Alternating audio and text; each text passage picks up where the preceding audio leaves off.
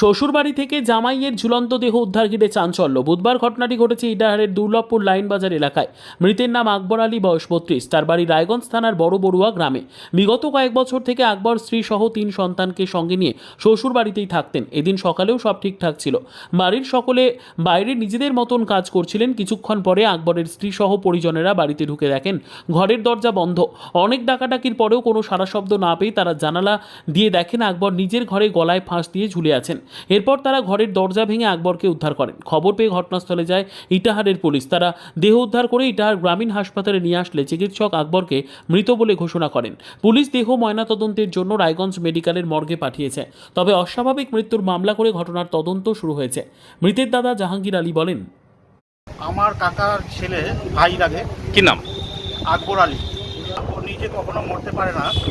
ও এমন একটা ছেলে, ও সংসারের শুরু থেকেই ও রোজগার করে সুখে শান্তিতে ছিল। মাঝখানে ওর কিছু ঋণ হয়ে যায়। ও শ্বশুর বাড়িতে একটা বাড়ি জায়গা কিনে সেখানে 2 বছর আগে ও বাড়ি নির্মাণ করে, ভালো বাড়ি নির্মাণ করে, আর সেই বাড়িটা ও বর্তমান বিক্রি করার একটা কথা চলছিল। কেন বিক্রি? 19 লাখ টাকায় বিক্রি করার কথা ছিল। কেন বলতে, ওর কিছু ঋণ, ওই ঋণগুলোকে ক্লিয়ার করে দিত, পরিশোধ করে দিত, আর পরিশোধ করে দেওয়ার পরে বাকি টাকা ও ফিক্স করে রাখতো মেয়েদের নামে।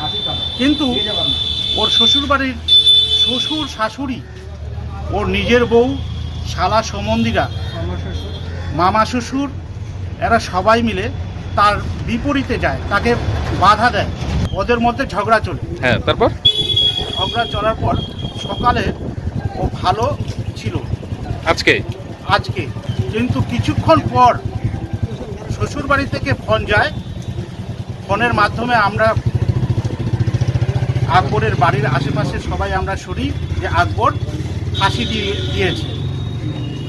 তারপরে আমরা ইটার হসপিটালে দেখি যে ও মৃত্যু অবস্থায় পড়ে আছে। তা আপনাদের কি মনে হচ্ছে?